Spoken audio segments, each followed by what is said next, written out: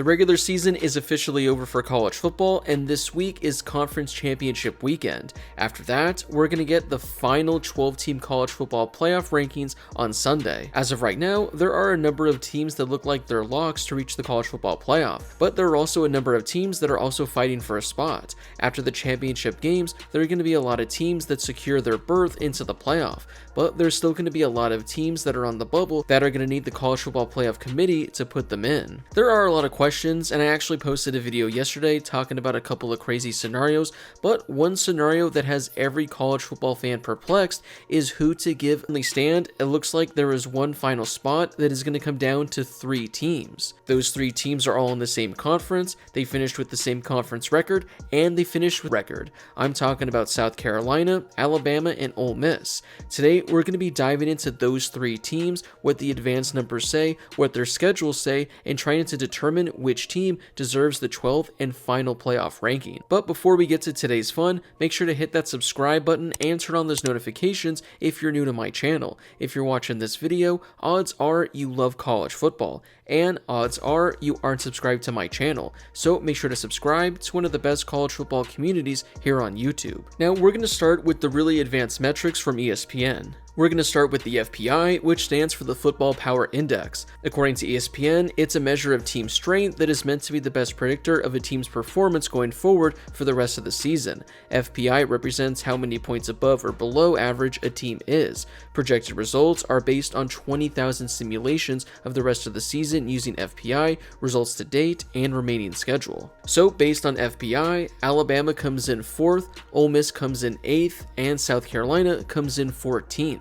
Up next, we have strength of record, which reflects chance that an average top 25 team would have a team's record or better given the schedule. Well, based on that, Alabama comes in at 10th, South Carolina comes in at 11th, and Ole Miss comes in at 18th. Up next is strength of schedule, and I think this is one that everyone can agree we actually understand. So when looking at strength of schedule, South Carolina comes in on top at 15th, Alabama's right behind them at 17th, and Ole Miss is behind them at 31st. Up next is the game control rank. This reflects the chance that an average top 25 team would control games from start to end the way this team did given the schedule. Based on this, Ole Miss is at 2nd, Alabama is at 5th, and South Carolina is at 9th. Finally, we have the team's average in-game win probability rank. This is adjusted for chance that an average FBS team would control games from start to end the way this team did given the schedule. Based on this, Ole Miss is 5th, Alabama is 11th, and South Carolina is 18th. Now, what does all of this mean? You can pick and choose what you think is more valuable, but I put together a little way where we can potentially determine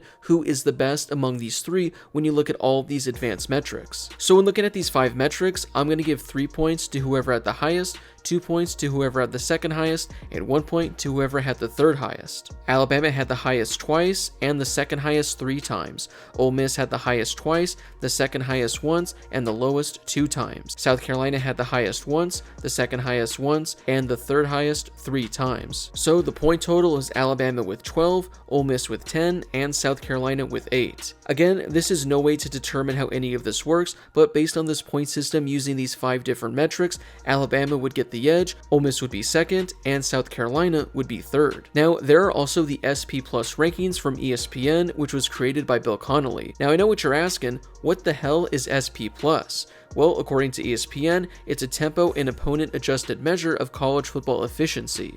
SP Plus is intended to be predictive and forward-facing. It is not a resume ranking, so it does not automatically give credit for big wins or particularly brave scheduling. It is simply a measure of the most sustainable and predictable aspects of football. If you're lucky or unimpressive in a win, your rating will probably fall. If you're strong and unlucky in a loss, it will probably rise. Well, based on the SP Plus rankings, Ole Miss comes in at number 3, Alabama comes in at number 5, and South Carolina comes in at number 13. Now, I'm not quite certain how similar this is, but if there are any college basketball fans watching this video, I'm guessing this is similar to KenPom, where that determines who the best teams are in college basketball. Again, I might be entirely off, but based on this, that's what I'm guessing this measures. So based on this, if you like KenPom, Ole Miss, Alabama, South Carolina would be the top 3 order. Now, I'm going to throw all of these advanced metrics out the window, and we're just going to dive in and look at these 3 teams and what their schedules and record looked like. As I mentioned at the beginning of the video, scenario, all three teams had the same record and conference record, so you could throw those out the window. So let's go team by team and look at their resume. We'll start with Alabama.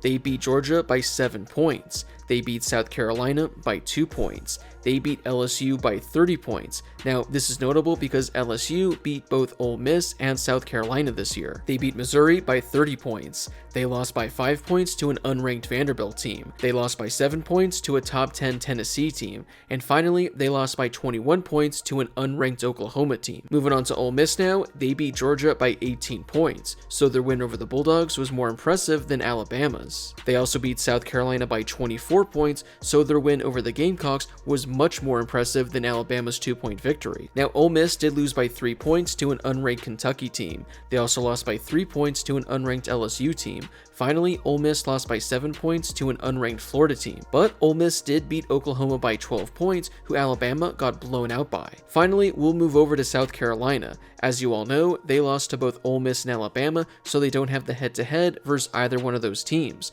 But they did win 6 consecutive games to close their season, including top 25 victories over Texas A&M, Missouri, and Clemson. South Carolina beat Kentucky by 25 points, who Ole Miss lost to. They also beat Oklahoma by 24 points, who Alabama lost to. Finally, they beat Vanderbilt by 21 points, who Alabama lost to. So those are the 3 resumes from our 3 SEC teams. When looking at all of these different outcomes in different resumes, honestly, I don't know what you prefer or what you would put above the other. And I think that's okay. I mean, you could obviously take the head-to-head matchups and give Alabama and Ole Miss the automatic edge. Also, when looking at these 3 teams, who has been better over the last month and a half? That answer would be South Carolina. Honestly, I don't know who has the best resume of these 3 teams. I think they're all so close, and as you can see by each team, they each have their own compelling resume and their own reason why they're deserving of getting that 12th and final spot in the college football playoff. Now, if you were to ask me to make my pick today, I would personally go with South Carolina. I know a lot of people out there say head-to-head is the end-all be-all, but I don't think head-to-head should be the final determining factor when looking at this. If that's the case, then you can say that Northern Illinois is a better team than Notre Dame. You can also say that Michigan is a better team than Ohio State. I get it, a head-to-head win is absolutely massive, and you're beating that team in front of you, but teams change over the course of a college football season. Teams in September and October aren't the teams that we have today. Not to mention, South Carolina has won 6 consecutive games, and they have 3 top 25 victories. If you look at Ole Miss, they're 5-3 over their last 8 games. Their first 4 games prior to that were Furman, Middle Tennessee, Wake Forest, and Georgia Southern. Those teams are absolutely trash. We're not even going to include them at all. So throw that out of the way. Is a 5-3 team really deserving of going to the college football playoff? Alabama has also gone 5-3 over their last 8 games as well. Now, during that stretch, they do have a number of impressive victories, but again, you can argue that their losses are the ugliest as they fell to Vanderbilt and Oklahoma. Finally, you have South Carolina, who did lose 3 of 4, including losses to LSU, Ole Miss, and Alabama, but ever since then, they've won 6 in a row, and like I said, they've been playing like one of the hottest teams in all of college football, including going on the road this weekend and beating the number 12 team in the country. Again, my pick, if I had to choose between these 3 teams, would be South Carolina, but based on all the advanced metrics we looked at, based on looking at every team's resume, I think you can make the argument for South Carolina, Alabama, and Ole Miss. All I know is the College Football Playoff Committee has one hell of a decision to make next Sunday. Well, that wraps it up for today's video. What are your thoughts on these 3 SEC teams? If you were the Playoff Committee and you had to give a spot to only one of these teams, would you give it to South Carolina, Ole Miss, or Alabama? Whatever your reasoning is, let me know in the comment section down below. Before you leave, don't forget to hit that subscribe button and turn on those notifications if you're new to my channel. I'm posting college football videos all season long, so make sure to subscribe so you never miss a video.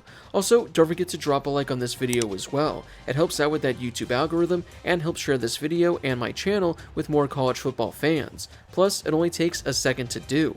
As always, thank you guys so much for watching, and I'll see you all in my next video.